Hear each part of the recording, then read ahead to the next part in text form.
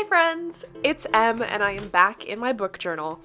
Today we are making the 10 before the end spread. So this is a really fun challenge that has been going around Bookstagram lately and I wanted to make a page for it in my journal. And so what's really great about having my bullet journal set up the way that it is that whenever I want, I can just make a spread and add it. So today I am going to be using Distress Oxide to make a fun kind of ombre effect that matches my color scheme, as well as some bookish stamps. So this is my first time using Distress Oxide and I think it went pretty well. I was not mad. I did do some experimentation on scrap paper first, right? To make sure that I wasn't going to like royally permanently mess up my journal in like multiple pages. But I really liked it. I did use the wrong color. I used the green brush for the blue and the blue brush for the green. Mistakes were made, but it's okay. I learned. And as soon as I was done filming this video, I absolutely went down a rabbit hole looking for like stencils and stuff because I have a bunch of these Distress Oxides. They were on sale for Black Friday too. And you know, I just don't want to use them. You can use them for stamping, and I thought about using them that way, but for this one I thought it would be more fun just to have the little green, blue, brown pattern on the bottom and then do some bookish stamps on top of that.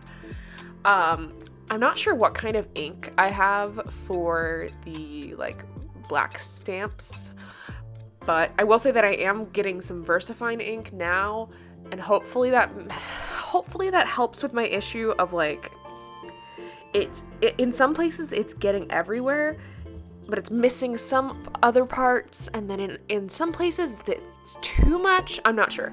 Potentially I'm just like applying it wrong, but we'll have to see, you know? Who knows? So let's talk about my 10 before the end. First things first, The Dragon's Promise by Elizabeth Lim is on this list, but I am halfway through it right now as I'm recording this video. It's honestly really good. It takes place right after the events of Six Crimson Cranes, and it's giving me all of the badass adventure vibes with just some fun folklore kind of Miyazaki vibes as well. I'm really enjoying it. I know that it's taken me forever to actually get around to it. Part of it is just that it's so long. Like, getting myself to read a book that's over 400 pages really takes a lot. So also on this list is A Day of Fallen Night by Samantha Shannon, which of course is like 1,000 pages or something ridiculous. But I wanted this to be the year that I finished Priory, and I think, I don't know, it just makes sense to have it as a set, right? Here I'm just using some printer paper that I printed the covers on using Canva, and then just cutting them so that I can glue them onto the page. Not a big deal. I don't know. I bought it this year and I really want to do it. All right, that's it. Also, I want to read The Sun and the Star, which is the Nico D'Angelo book in the Percy Jackson series. I didn't even know this book was coming out. Like, I saw it in the store. I was like, I need it. And then I think that my hold on The Unmaking of June Farrow is finally going to come in. So I'll be reading that one. I have absolutely no idea what that one is about. I think it's going back in time and something witchy, maybe?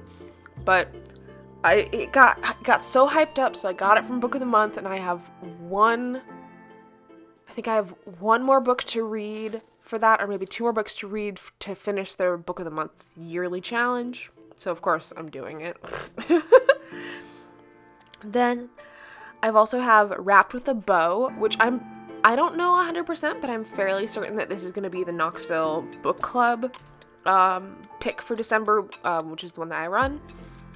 It's just going to be a cute, hopefully a little saucy holiday romance, which I feel like, you know, in December we read a holiday romance. That's how it works. I don't make the rules. I also just got my hold in of It's Not Summer Without You by Jenny Han, which is the second book in the Summer I Turned Pretty series. I really, really want to watch the Amazon series, but I am such a purist where if I know that it's based on a book, I have to read the book first. So, still waiting on that hold, but I'm optimistic. And then, oh man. So then we have Reggie and Delilah's Year of Falling, which is an Elise Bryant book. She just writes such wonderful YA love stories. Like, I love them so much. We also have Tastes Like Shakar by Nisha Sharma, which I know absolutely nothing about this book, but it got sent to me, and I've heard that it's really good, so I'm gonna read it. That's pretty much as simple as it goes.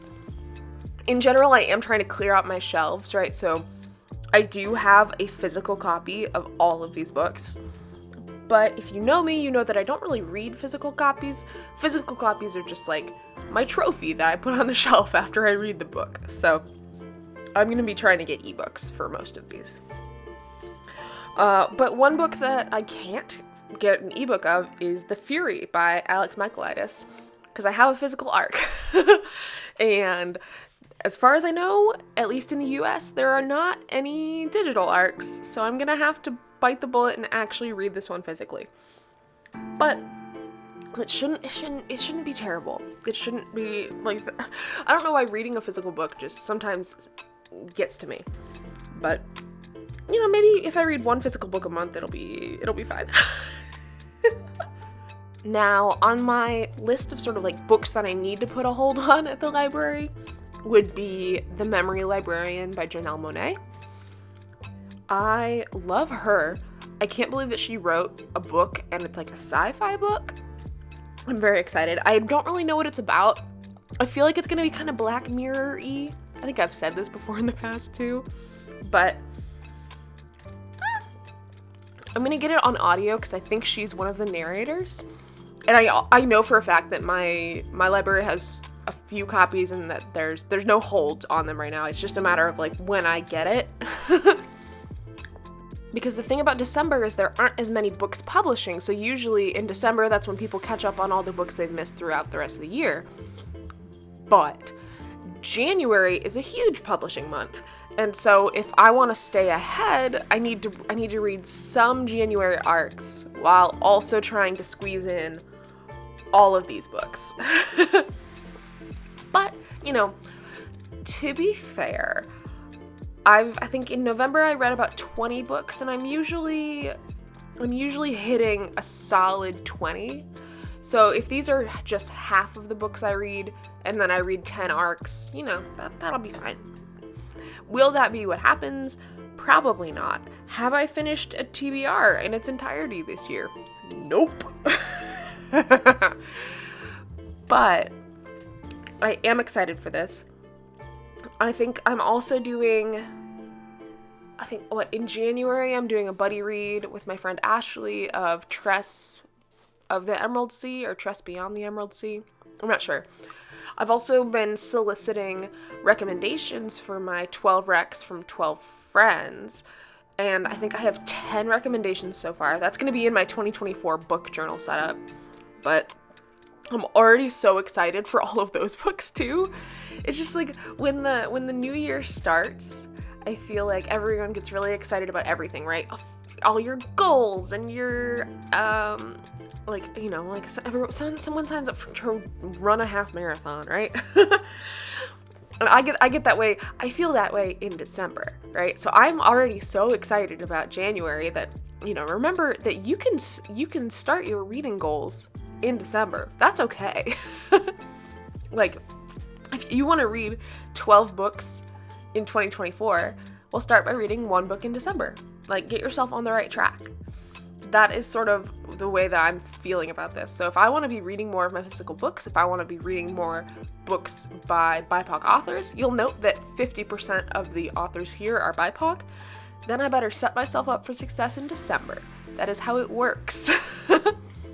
Also, I totally talked over me putting down the stamps. These are all from the Archer and Olive Bookish stamp set. I don't know if it's still in stock, but it was really, really freaking cute.